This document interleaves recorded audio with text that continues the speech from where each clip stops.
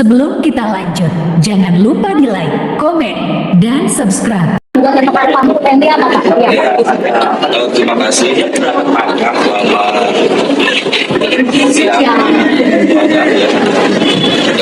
Seluruh sahabat media bahwa hari ini sidang pemeriksaan berkait dengan legalitas para pihak, dan pada dasarnya sudah kami sampaikan sebelum di acara sidang ini bahwa gugatan yang disampaikan oleh Pak Sepanji ini sudah dicabut ya, namun secara formil tentunya hari ini kita laksanakan dan kita hadir di sini dalam rangka menghormati panggilan sidang ini karena pada dasarnya kita yang mengajukan gugatan.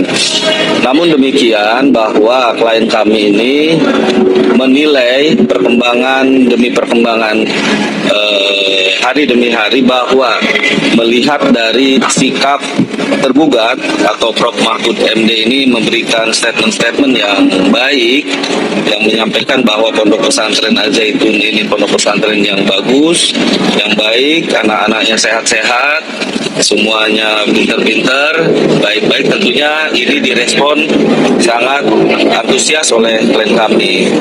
Namun barangkali ada juga komunikasi yang kami tidak paham. Tentunya kami tidak mau terlalu intervensi jauh terhadap hal ini. Kita hormati kalau memang sudah ada pembicaraan-pembicaraan yang ke arah yang lebih baik. Maka kita support itu semua. Memang inilah yang kita harapkan tentang bagaimana sebuah persoalan diselesaikan. Ya, jadi hari ini alhamdulillah persoalan gugatan terhadap Pak Mahfud MD sudah selesai. Ya.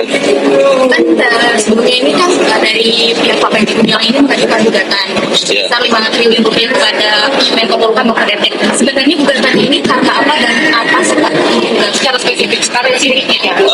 Terkait dengan statement-statement yang kita duga itu tanpa dasar hukum.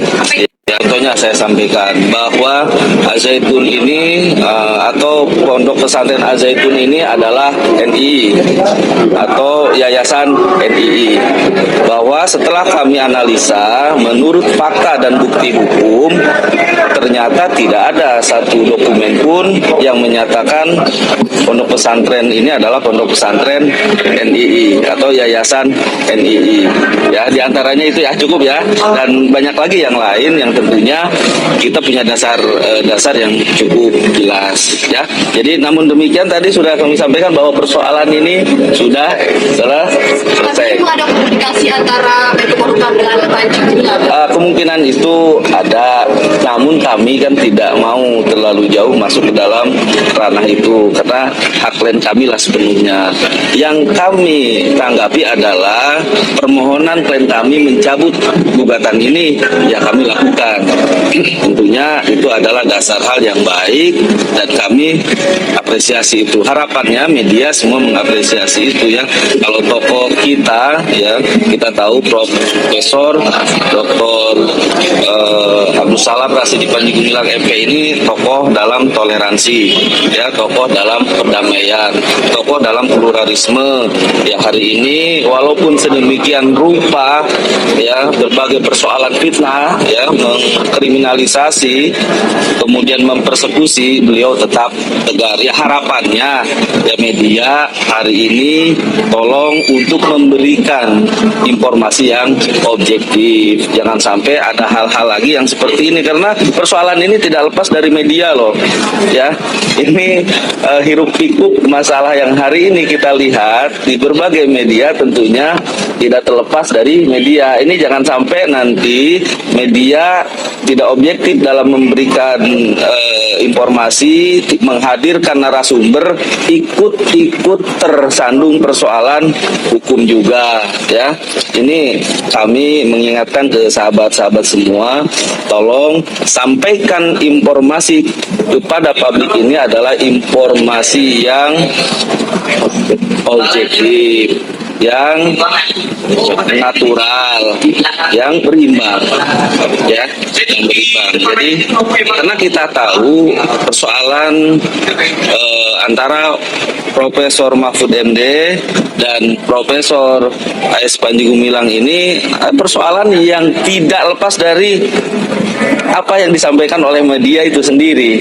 Ya, kemudian persoalan yang disampaikan sama media yang dinilai tidak objektif dan tidak berimbang dalam ya, media dilibatkan betul.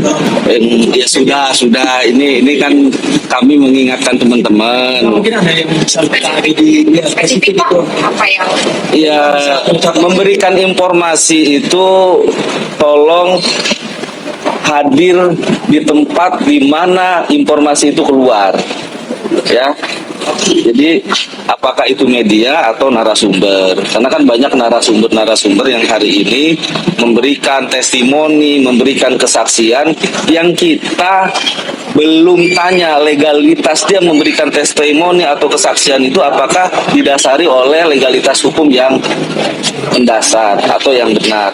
Kami banyak melihat narasumber yang ternyata setelah kami koreksi narasumber itu bermasalah, berkali-kali diundang di media itu kemudian ternyata bermasalah di hadapan hukum itu sendiri, dan itu ditanggapi oleh masyarakat yang hari ini melihat media, menonton media, kemudian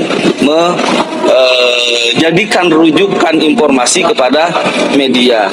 Kita paham bahwa sebelum gugatan Panji ini disampaikan ke pengadilan, sebelumnya ada gugatan lagi, ya, yang itu pun informasi yang dia akui bahwa statement dia menuding tokoh lain bersumber dari media, ya. Kita sebut saja media TikTok dijadikan sumber informasi, kemudian yang menyampaikan itu tokoh, ya, tokoh agama, mungkin tokoh dalam pemerintahan dan sebagainya. Ini kan sangat ironis ya, dalam kondisi bangsa, dalam kondisi pemerintahan yang hari ini kita paham semua akan menghadapi hajat besar.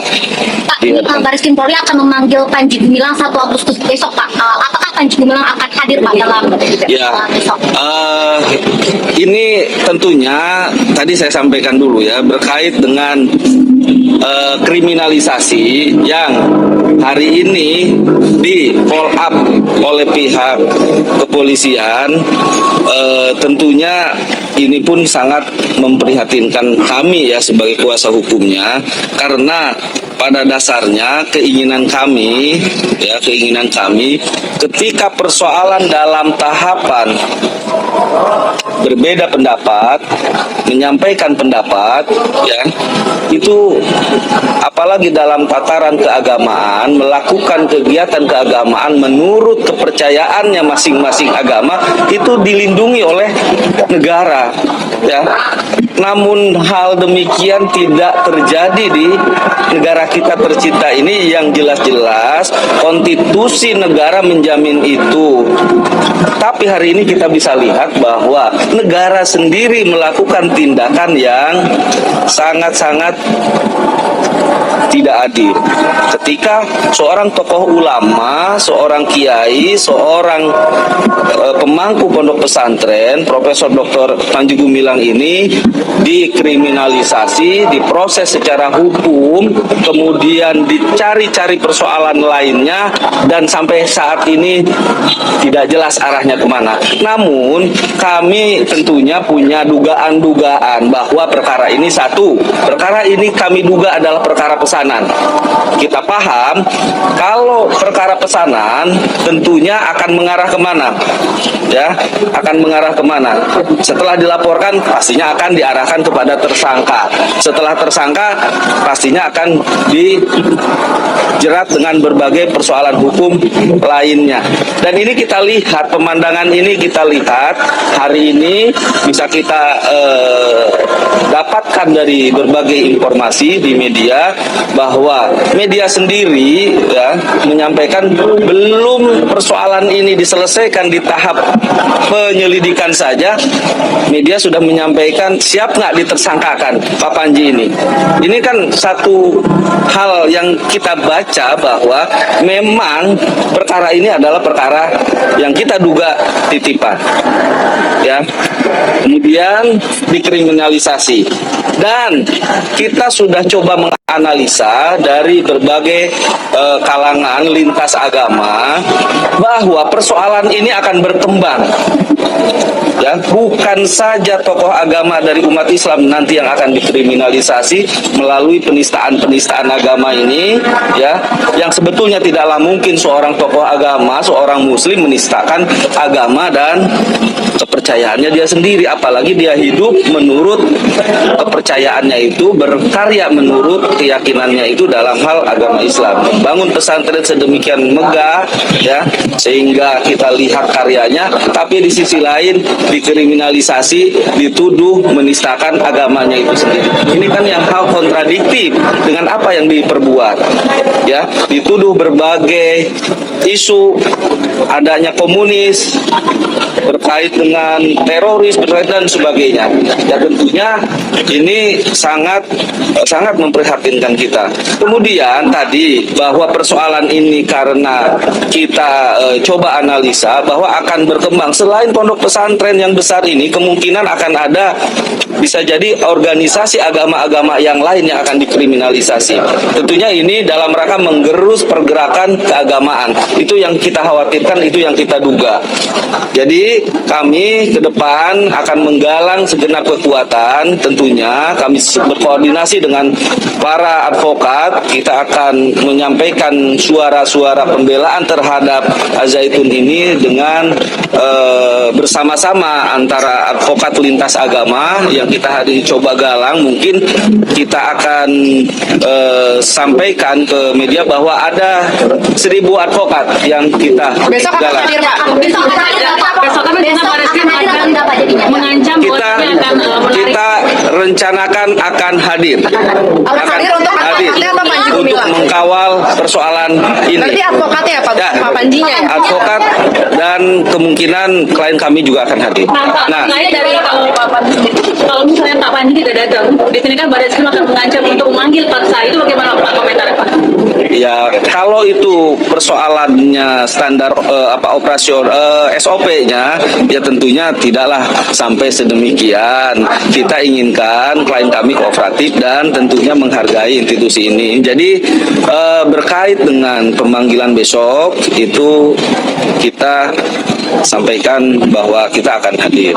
Kemudian yang kedua, bahwa kita akan melakukan audiensi kepada Kapolri, kepada DPR RI Komisi 3 dan kepada Presiden, ya, dengan kurang lebih tadi kita akan bersama-sama 1.000 advokat, ya, dan tentunya kita pun akan menyampaikan bahwa kita akan menggelar aksi damai, ya, untuk menyampaikan tentang persoalan ini supaya bisa dimengerti oleh mereka yang mengerti paham dan oleh masyarakat semuanya. Itu besok Pak. Ya, nanti kita akan sampaikan lagi tentang ini. Tentunya ini informasi awal, ya. Secara detailnya nanti kita akan sampaikan di lain waktu. Kalau besok datang kira-kira jam berapa Pak? Nanti kita Untuk panggilannya dari Baris Krim jam berapa dikasihnya? Jam 10, jam 9? nanti saya lupa suratnya. Saya nggak bawa suratnya hari ini. Siang Pak. Pagi. Ya, kita koordinasi dulu dengan Kondisi Pak Panji gimana Pak sekarang? ya, kita doakan supaya sehat, ya, kita doakan supaya sehat. Ya, kalau sehat, ya, insya Allah besok hadir. Ya. Berarti besoknya ribuan advokat itu akan datang? Ya, kita lihat besok. Kita lihat besok. Apa yang dibawa sama tim hukum Pak? Apakah siap untuk membantah dugaan yang sampai Ya kita bantahan sudah kita sampaikan. Bantahan sudah kita sampaikan bahwa tuduhan-tuduhan ini tidak benar. Ya.